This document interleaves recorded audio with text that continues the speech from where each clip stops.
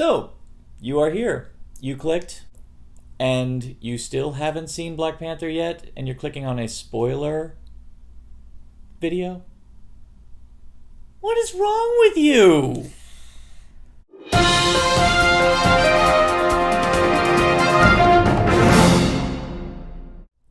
So yeah, it's been a substantial amount of time since Black Panther came out. I did my spoiler-free review, and now time's come to do the spoilery, all crazy spoilery, like, yes. Because, let's face it, you can't talk about something as momentous and impactful as Black Panther and not want to get into some spoilers. But for this one, for something special, I decided to bring in my good friend. Hi, everyone. I'm Alexis. It's nice to meet everybody. So how many times have you seen Black Panther? Okay, I'm on 4, okay? Mm-hmm. I'm working on 5 really soon. I want to see the 4D. I really want to see the 4DX? Yes. Tell us about your first time seeing it. Like, what was the crowd like? Like, tell us everything. Okay, so I saw it on Thursday. It was before technically officially it came out, but it was still open. And I went with Alicia. Mm-hmm. It was perfect, Alicia, you might remember from the Cinema Schlock Star Wars Holiday Special, the Kersey one. Yes. So it was really fun. We both met up there, and I was like, oh my god, we gotta go. So we did the dine-in part. Perfect. And literally the entire atmosphere, interesting enough, there was actually, unexpected to both of us, there was a homosexual couple next to us. Huh. And it was interesting because they actually, neither one of them were black at all. It was it was a big, huge mix. Like, we kind of looked around, not gonna lie. We wanted to see what was going on in the situation, like who was gonna be there. There were a couple people dressed up. There was a woman and her son dressed up, and I love their outfits. Yeah. Because she literally had him like in this full she had this like gold beautiful get up and her head wrap, which is gorgeous, and then I wore my Wakanda University shirt and my skirt and the head wrap.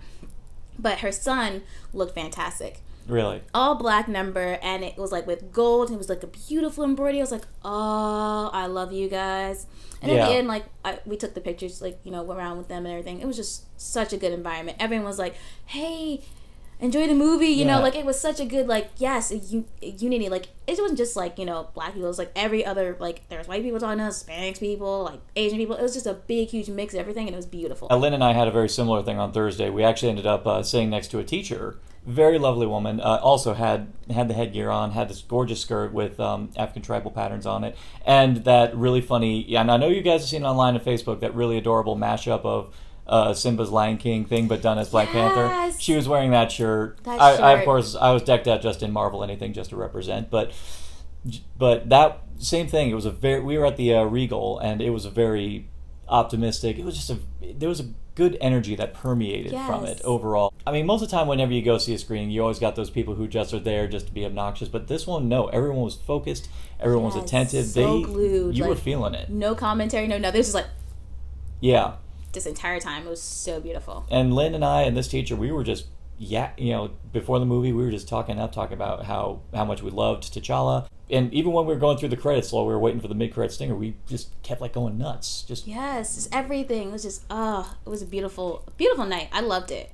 I think it's safe to say it's been an amazing experience. Overall, it's been great just being online and seeing all the people and the way they've been reacting to it and the way it's been affecting people. You don't react to this movie the way you would react to any normal superhero movie. This is beyond. This goes beyond. Yeah. I'm not going to lie. Like, of course, you know, I was excited about Thor, and I was excited about, like, you know, all the other Avengers movies and things like that. But this one, I don't know. Maybe it's just because, besides the fact that it's, like, everything about it, like, the backstory in it, but just everything about the whole entire thing.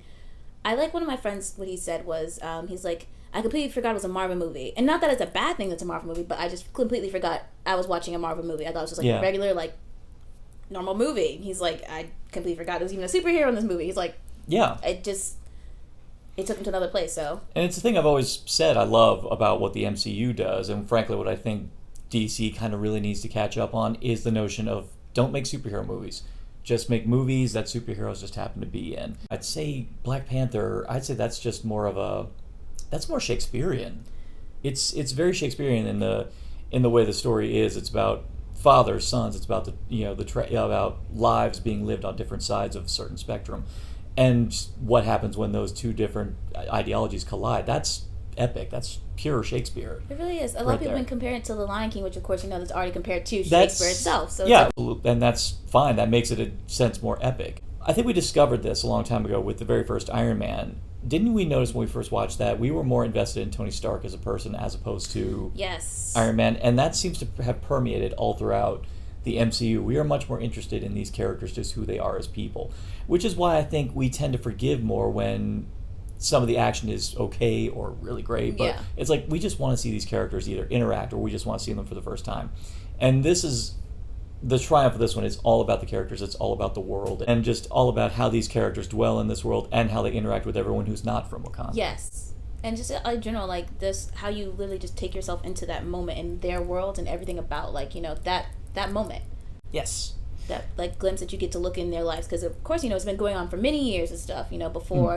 Of course, there's years in between, like, the beginning of that 1992 up until today. You know, there's other things that have been going on. It's funny, when I saw that caption of 1992, and I saw Oakland 1992, there's only one thing I remember in 1992, which I'm trying to forget, because it came from Oakland. MC Hammer. Okay, well, for me, I gotta say, I was like, 1992, that's when I was born, and I realized, I was like, oh, wait, I'm not even in this movie. Why am I getting excited about that? At the time, in the 1990s, the most famous person from Oakland was MC Hammer, and I'm like, and thank you, Ryan Coogler, for showing some restraints, because I think you would have automatically cheapened it at the minute you start playing They Put Me in the Mix. Yeah. No, just no. No, just don't do it, though. Just don't. Because I'm pretty sure everyone would have been like, why weren't they wearing, like, they're doing a hammer dance? And, no. That would have thrown the groove off. I'm not gonna lie. It would have thrown the tone off, and people would have been afraid that this would have been one of the more after Ragnarok, which was much more fun spirited and a lot more comedic. People would have been worried that they're cheapening it. They're doing a Stranger Things where they're just like saying it's the 90s, so here's MC Hammer. Here we go. Yeah, but no, they didn't do that. They showed the restraint because they wanted to tell you, no, we're taking this sucker seriously. Let's talk about Wakanda. Okay, so let's go back to Thursday. I was eating my food, okay? I'm not gonna lie. It's a dine-in. I know. I'm just being... It was funny. I made a joke. I was gonna order wings, because that was my joke. I was like, Wakanda wings. And that's why I told the server, and the server was like, I like that name. I was like, I know, right? But anyways. Has a nice thing of alliteration to it. Wakanda wings. Wakanda wings. My head was, of course, watching the movie, but I literally leaned forward. I was like, oh my God. And I was like, trying to break my neck. It's already in 3D, though. But I'm literally breaking my neck like, oh my God, how pretty can this place be?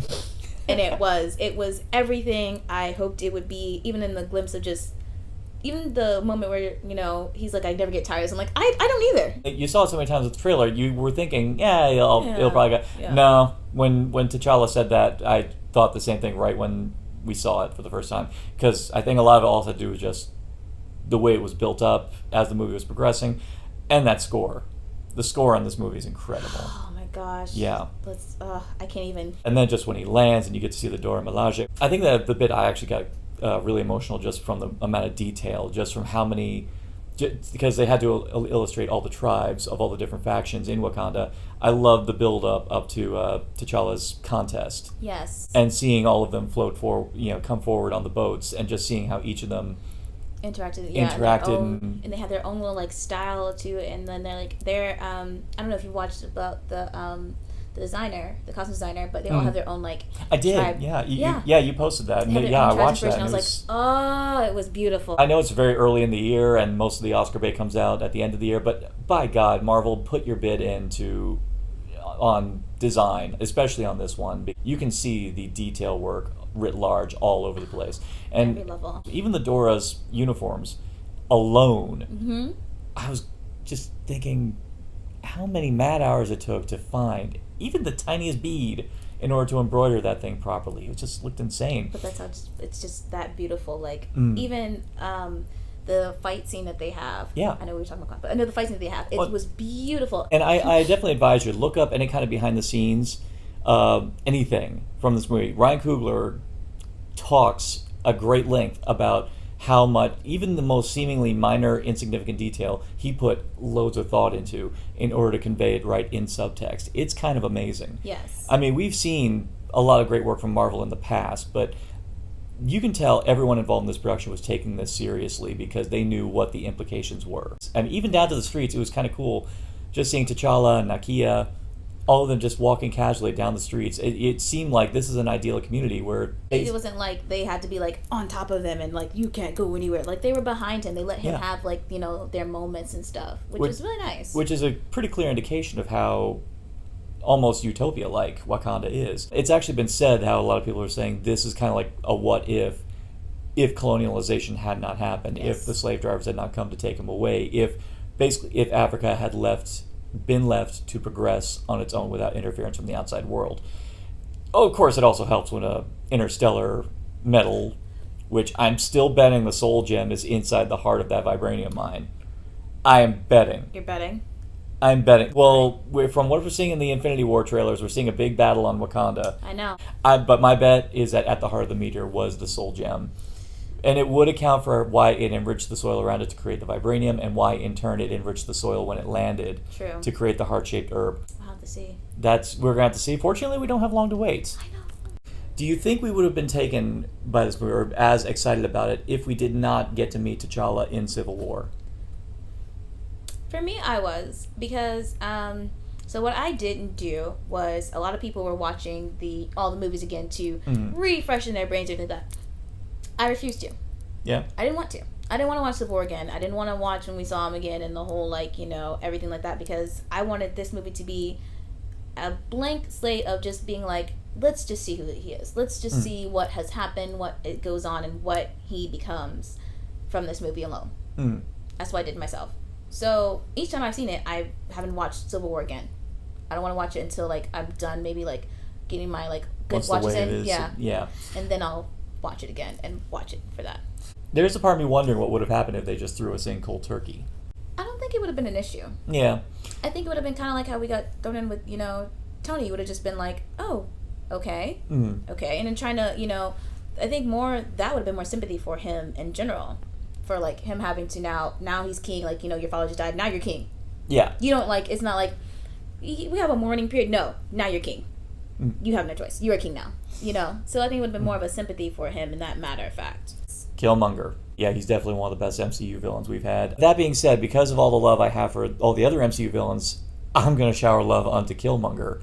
Beyond just the fact that this is a child who basically got screwed over royally, he's letting his rage carry over into the rage that is probably in the hearts of so many people regarding all the sins committed against him. Yes. What happened to him personally is kind of an echo of what happened on a grander scale. Yes. First time I was like, oh, this is going to really hurt. Second time I was like, oh, this is really going to hurt. Third time I was like, ooh, this really hurts a lot. And fourth time, I feel like the more and more it's hurting me more and more, because the more I sit there and I listen to some of the things he says, like the first moment you actually, you know, you see him and he goes into the museum. Yeah.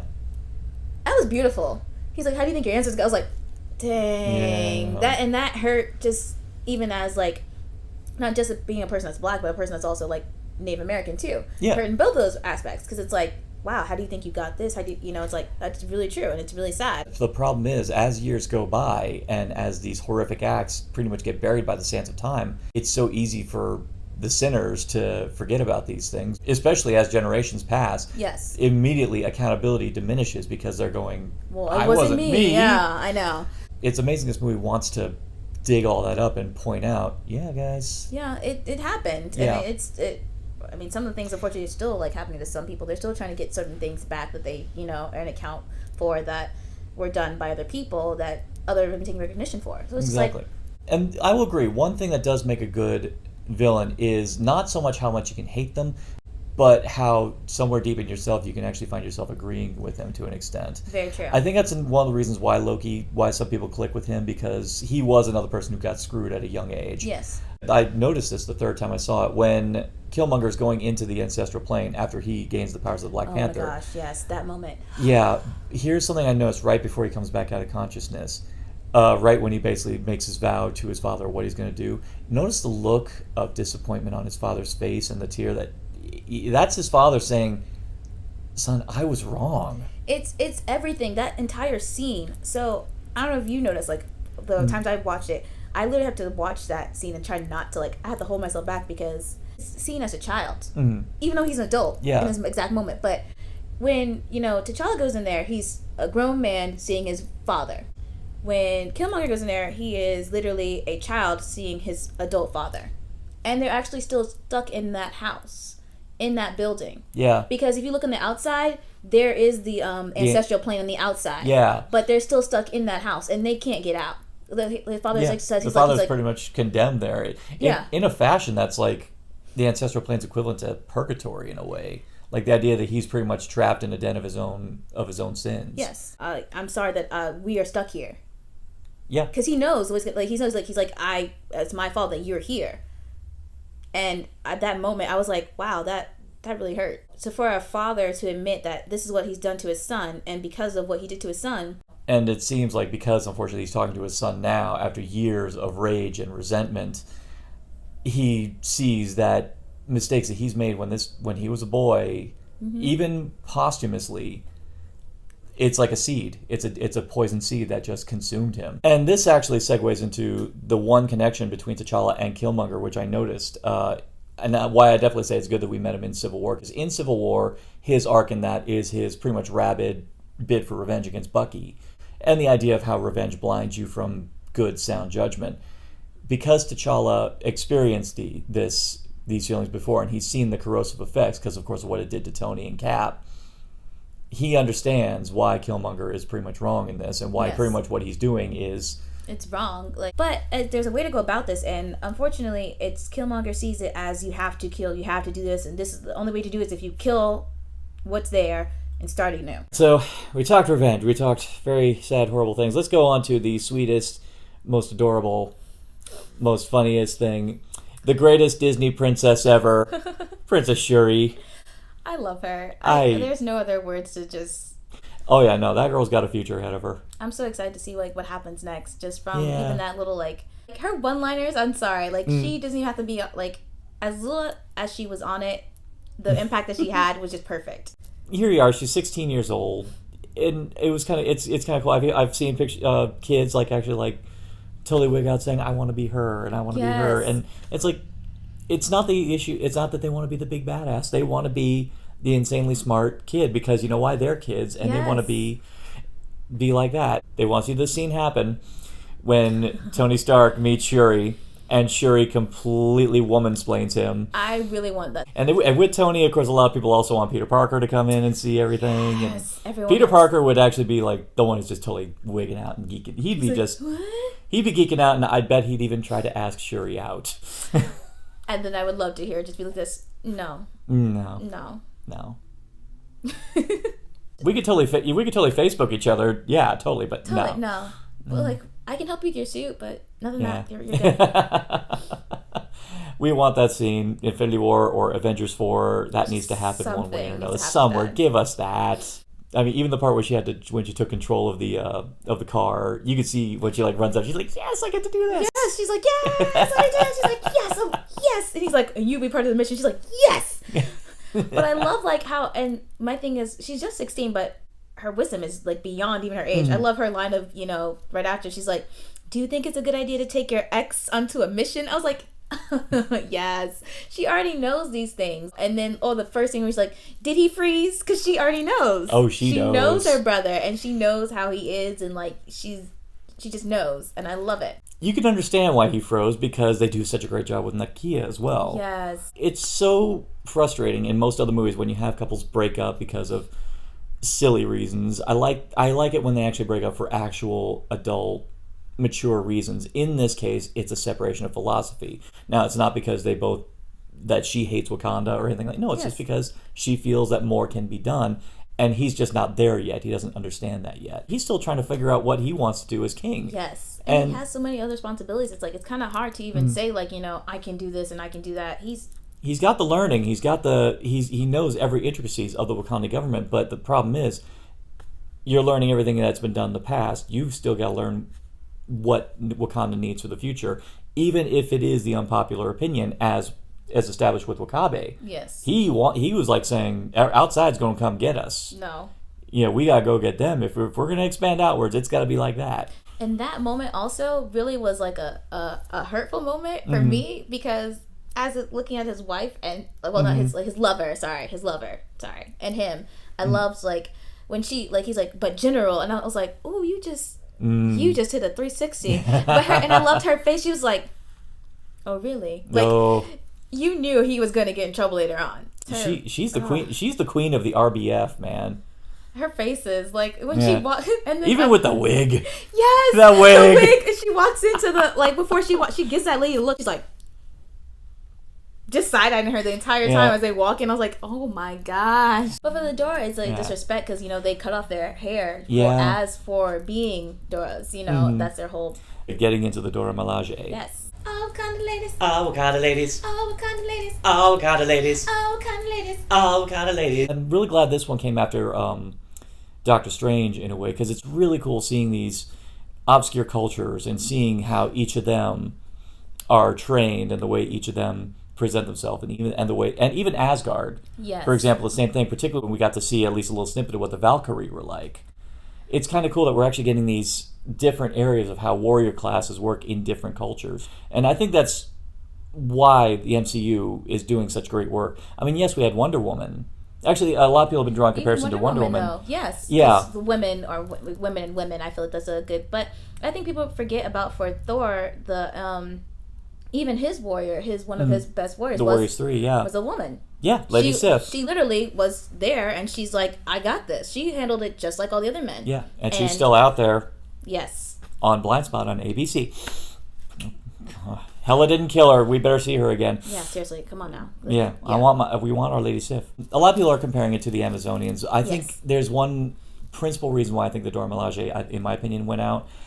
So much more time was put into establishing them with their own personalities. Even when you only see a couple just briefly, you still get the vibe that there's more character to them. Yes. A bit more. Whereas Wonder Woman, we see the Amazons, we see what they can do, and they're very awe-striking, but we only really got to know the people who the script says we had to know. Yes. Whereas somehow, some way, the way in Black Panther, we just seem to get to know the Doras just by their customs, by their mannerisms, by their devotion. Even in the whole sequence when they're fighting Killmonger. Yes, and then the one legit was like Wakanda forever, like, and then she's killed. It's like, but she literally knows, like, that is her home. We don't know that one from Adam, but you know what? We felt something when she got killed because somehow, some way, we just seem to know them. And hello, Trouble. Hi, Trouble. And we have made mention of the other tribes of Wakanda, except we haven't talked about the Jabari yet. It's true. We do have to talk about them. M'Baku, or in the comics, Man-Ape. Thank God they got rid of that. The Jabari were much more antagonistic on the level of, we don't like what you're doing, we want to take over. They, just by necessity, expanded on the Jabari and made them a lot more civilized and a lot more honorable. Honorable. Yeah. That's the word. That's the word I'd say to use. Is very honorable. Everyone will tell you I love M'Baku. I was like, why? How is it possible? Like, how? Like, they're all having these like, are you done? Are you done? Are you? No, really. Like, and I love the way that scene is framed, where you're so focused on them laying out their battle strategies, talking about who's going to do what. You forget entirely that they're still in the throne room of someone else's palace having this discussion, and he's like, "Can you go? Are we done here? Yes, good. You've had your inspirational scene. Go away." Yeah. He's just so brute. Like, it's not brutal. It's like he's just honest, and he's like, in the scene where him and T'Challa are having the talk, like T'Challa's like, I need an army. He's like, you're the first one to come in here in years. And now you want to talk to me about something, like now you want to call me a part of this life? Like, no. You got to work a little harder there for him. Besides, bear in mind, you're here by my good graces. It's true. I mean, he only did it because he spared his life before, and it's a life for a life. He's like, that's all I owed you. I don't owe you anything else. So in that battle, when the Jabari step forward and show that they genuinely care about Wakanda just as much as he does, big moment. It is. And this is one of those times. Now, I know fans love it when they stick to the comics and all that stuff, and I get why, because you want the thing that you fell in love with to come alive on screen the way you've seen it, the way you love it. You want to get the feels on a different level, but at the same time, it's boring sometimes. It's if you know what's going to happen, it doesn't give you that exact, and just, that drive that, I need to see this, I need to do this, I want to go see this, And knowing what I knew about M'Baku from watching Avengers Earth Mightiest Heroes, I was overjoyed to see them take a completely different, much more interesting route. Doing so actually also showed what T'Challa is capable of as a king. The fact that the first time in clearly hundreds, maybe thousands of years, that there's actual peace between the Jabari and everyone else. And I loved one of the final shots in the movie. I'm not sure everyone noticed it. T'Challa's walking into the throne room amongst the other Yes. the heads of the tribes. Who's there? M'Baku's there. I was like, he's there. He's actually in a presence, and he's there, and people are listening to his voice. That shows the impact of even T'Challa, like how he can even like motivate somebody who has been taught that they are wrong. They want to use this for like that history. Mm-hmm. It's kind of the same thing like even with Killmonger. It's like you've been wrong, but even that moment where he takes him and puts him like on the shows him the sunset. Yeah. He's able to do that and able to he asks. He's like, can I save? He's like, I can save you, and he's like, Yeah. It's even that moment where he has a civil conversation with people. It's a good thing. That respect that people give him. I just like that. And there's a part of me that actually laments that Killmonger said no, because there's a part of me thinking that T'Challa maybe actually would have been merciful. I mean, beyond imprisonment, I actually think he would have found some way to make it up to Killmonger, to actually try to make up for the sins of his father, both their fathers. Yes, I think so too. It's hard to trust. Yeah. It's hard. And it says that Killmonger was just so far gone that he couldn't see the possibility that T'Challa maybe could have helped him do better. And even in the midst of that fight, he's trying to tell him, it's like, look, you have been consumed by your anger. There is a better way to do this. There's another way. Let me show you. He's like, let me show you. Like he's trying to be there, and he doesn't want to kill him, but when you're in that situation, it's like. And this definitely segues into where we go from here. Is there going to be a case where W'Kabi's fears are vindicated? The idea that there may be people on the outside who might try to exploit it, or are there going to be people who, even on the inside in Wakanda, who are waiting for that moment and are going to try to like reach out and try to poison it in some way? There's possibilities, which I'm really excited about. And obviously, they're going to get a sequel. Obviously, Phase 4, we're going to get ourselves a sequel, no question. Better. Definitely. There's gonna be like with even any idea, like I still say like there's a hope that that this will work out for their idea of sharing the vibranium and sharing who they really are. Yeah. I'm hoping that this will be a positive look, but you don't know what's gonna happen. What if that because they're all out reaching out to so many people that maybe their shield breaks down or something happens to where like they have to seek other help from other people and get the Avengers. Maybe that's what starts leading up to, I mean, the other scary part is that Killmonger is not a unique story, unfortunately. Yeah. There's going to be people out there who are going to have that same level of rage, who may feel, and actually it's a classic supervillain mentality, that actually a psychiatrist pointed this out using Batman as a really good parallel. Batman had something horrible happen to him, but he decreed never again to anyone else. Yes. Whereas a supervillain, something bad happens to him. A lot of times supervillains come to be because something bad happens to them, and they feel that they're owed. Mm-hmm. And that's where the poison starts, is where they feel, eye for an eye, I deserve my reward for my suffering. The thing is to be a hero, to do what needs to be done for the sake of the right thing. It's not going to be pretty. It's not going to be easy. And it's definitely not going to be painless. And the reason why I think all the Marvel movies have been doing so good is that they do a good job illustrating the suffering a hero has to go through in order to hell. Doctor Strange was all about suffering. Here's a person who got knocked down a peg or two and had to come to terms with pain and continued physical and mental strain in order to make himself better. And in the end, even as a novice sorcerer, was able to totally troll a world-eating demon. So that just goes to, that's what the hero's journey is all about. It's about suffering through adversity to become this, And it's even like, they're also, you have to realize that the people that they send out the spies, and they're, he says about the line of, making sure that, it's like there are other people that are willing to agree, but some of them are. But you have, It's funny you mentioned the War Dogs. There was a really, and it's funny I just mentioned Doctor Strange, but there was an Easter egg for Doctor Strange in there. Go ahead. All right. They were talking about some of the War Dogs who were totally for what they're doing.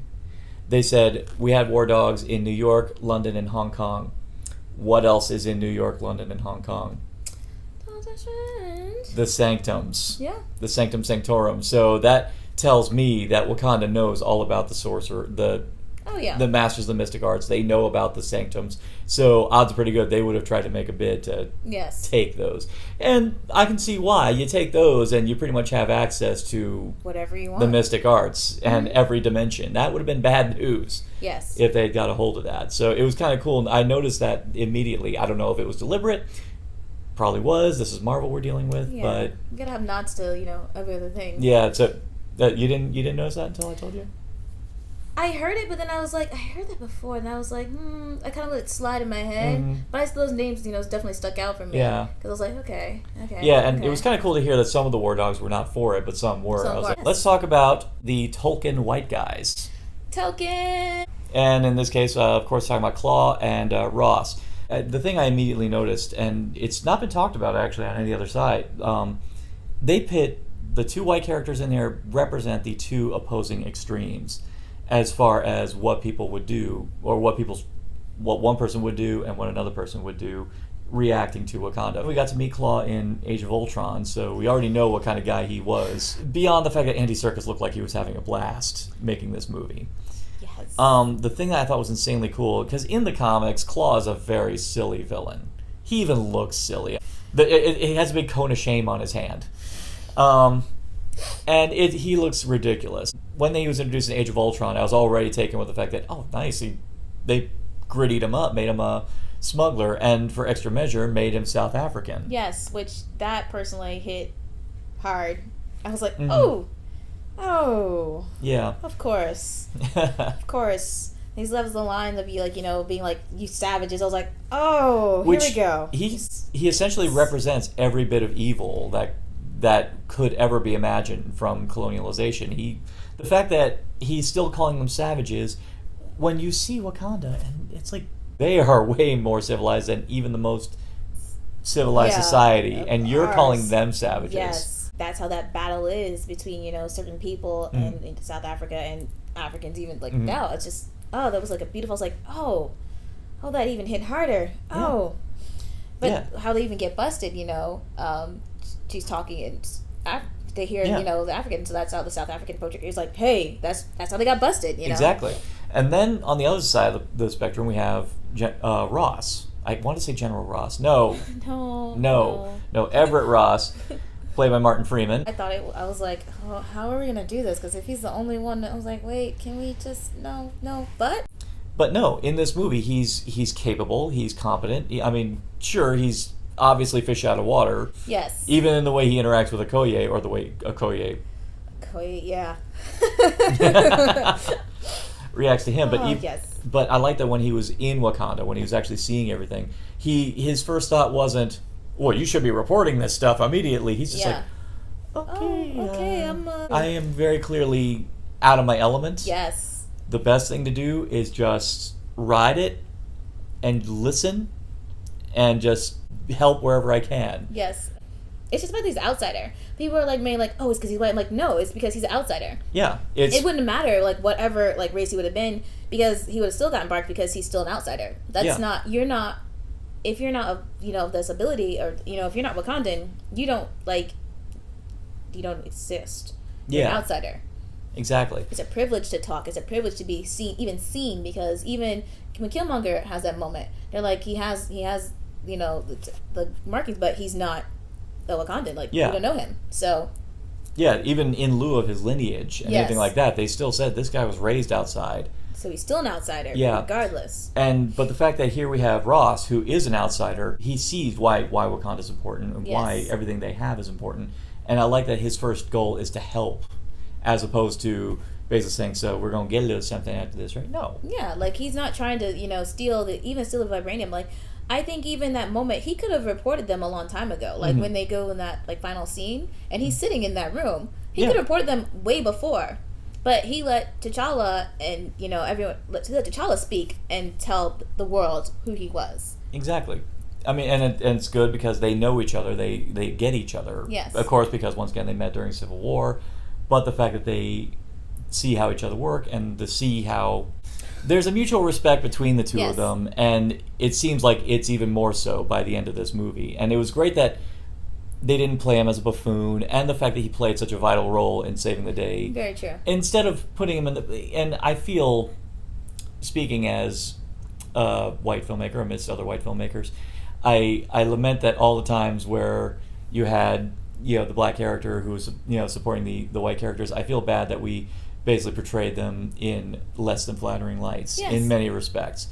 And I feel humbled that here we have the opposite side of the spectrum now, and here we have the character, token white character, but played not as a token white character, but actually played as a good character who actually contributes something important and is not being played as an idiot or anything like that. So it's very important. I loved his moment with Shuri, and he was like, "What do I do now?" And she's like, "Shoot them!" Duh. She's like, "Shoot them!" Like she's like, because it's not like he's like, "Wait, what do I do now?" He was just like panicking. He's like, "Wait, she's like, "Shoot them!" And I loved how Shuri actually changed the mods on her autopilot in order so that way he can fly it. She's like, "I made it American style." Like she's just like, it was a smart move. Yes, it was a smart move.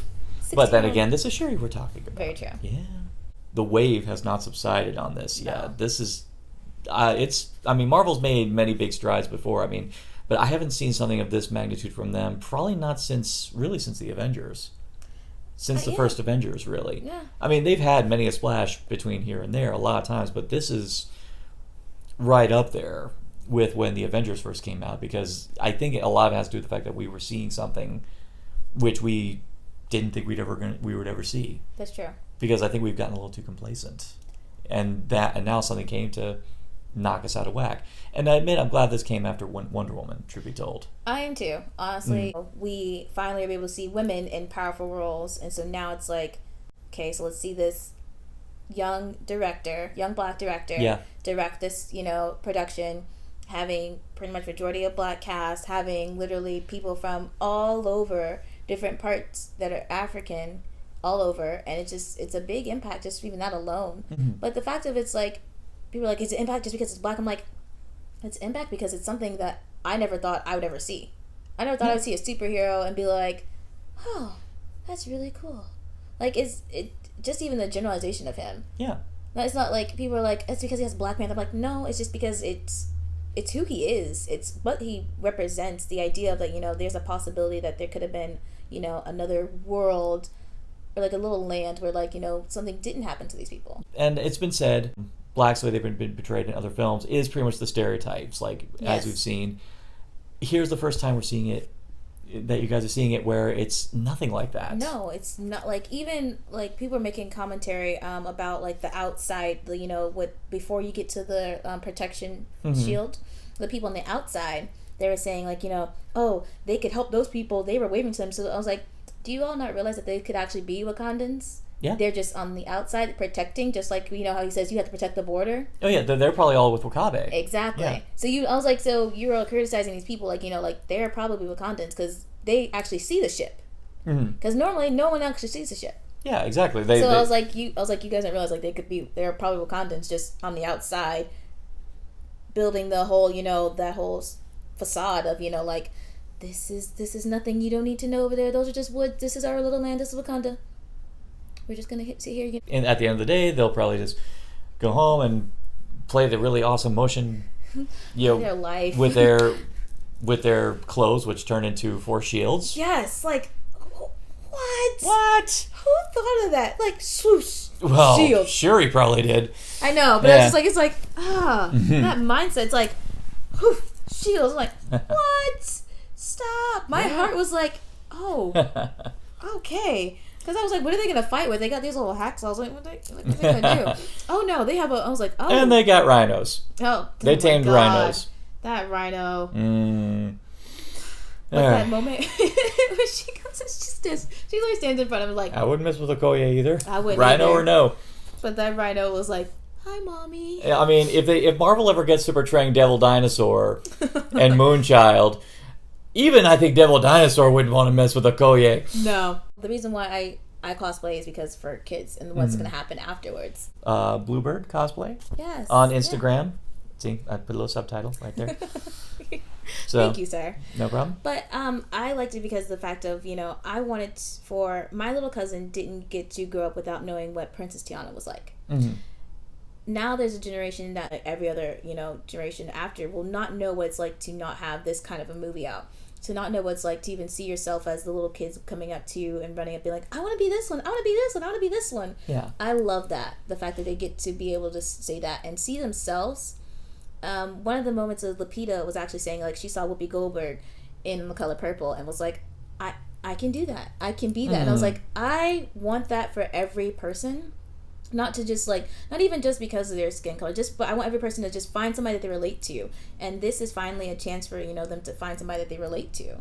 Even that impact of that alone. Kevin Feige made a commentary, is like saying, the reason why we gave Ryan Coogler, like, all the, everything that he needed for this is the simple fact that, well, a long time ago when he was, embracing heroes and, like, saying all the heroes look like him. Mm-hmm. And he's like saying, and he immediately put himself in that shoes where he's like going, they didn't have that for the most part. Really, off the top of my head, I mean, yeah, Black Panther came out in the 60s, which, that's the other thing I got to give the guy mad props. Stan Lee.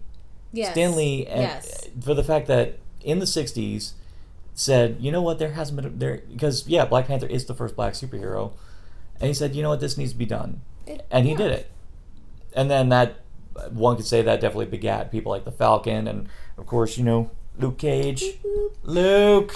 People are going to keep talking about Black Panther for a long time, and they should. And beyond that, they need to keep talking about it. And if this is where the change is going to start, I hope it never stops. I hope it doesn't either, because even just like Wonder Woman and then having this, and then what's going to happen next, And even on a lighter scale, actually, it's even Ava DuVernay, who was also one of the people who was up to direct this, Disney acknowledged her, like saying, okay, maybe not this, but Wrinkle in Time. Oh my god, I can't wait for that. That's going to be my birthday. I am so excited about that movie. But these are like the little... Just the little touches, the little ripple. Something. Honestly, these are the ripples that I kind of want to see that comes from this movie. Every culture has been, hit back. So I feel like it's kind of like, when you start like the revolutions for like the women's rights movement, civil rights movement, like it happens in due time. Like everyone will get their time. Exactly. It's gonna turn around. I feel like people are so obsessed, like, unfortunately, to their culture, they don't realize like some of the good things that are happening. It's like Killmonger being like blindsided with like this is my culture and I'm gonna fix it. It's like sometimes you don't realize the little things that are being progressed and happening that you forget. That you forget and you blindside yourself and don't realize and see what could be in front of you, the potential of what can happen. Because I mean, honestly, like I said, I never thought this movie was ever gonna happen. I did not expect a movie like my little cousin would not know, like she doesn't not know what's not like to not have Princess Tiana. She does not know what it's like to not have like Princess Shuri. Like she gets all these beautiful, and Wonder Woman, she gets all these beautiful arcs of movies and everything that's coming into her life. I didn't get that growing up. You never know what's going to happen, and you never know what the future's going to hold. There was for the longest time, being a geek, being a nerd in school, of course you were the outcast. And now we're at this age now where everyone is embracing comic books, they're embracing video games, they're embracing all of this. Now, unfortunately, and this is driving me crazy, that they're doing the whole, well, you're a fake geek because you just came on board. No, that's not the way you do it. You have to be stoked by the fact that finally you can find a way to connect with other people. Yes. And that's what, and for me, when I went to that first screening of Black Panther, that was, I think, where the joy came for me, was the fact that we found some kind of mutual connection, where I was loving Black Panther because it was just, everything that was being created on the screen was beautiful, and the fact that here I was talking with this amazing teacher, talking about... You had a moment with a teacher, like, and I had a moment with like a couple that like I would probably see them like going out someplace, but I would never have had a moment of like watching this movie with two different, like a white man and an Asian man, like literally just being like, oh my god, like we walked in there and they're like, you made it, it's okay, you made it, are you ready? I'm like, no, I'm not ready. He's like, girl, you better get ready. I'm like, I'm not ready though. So thank you again for joining me for this. Thank you, sir. All right. And for if you want to see all of her wonderful stuff on Instagram, Bluebird Cosplay. Yes, I will see the caption right down there. Find her on Instagram, follow her on Instagram. We are also on Instagram as well, Narcotic Casserole 25, and we're on the Twitter. I don't remember it. It's there. Anyway, for more addictive content on Narcotic Casserole, simply like, share, subscribe, click. Thou shalt be served.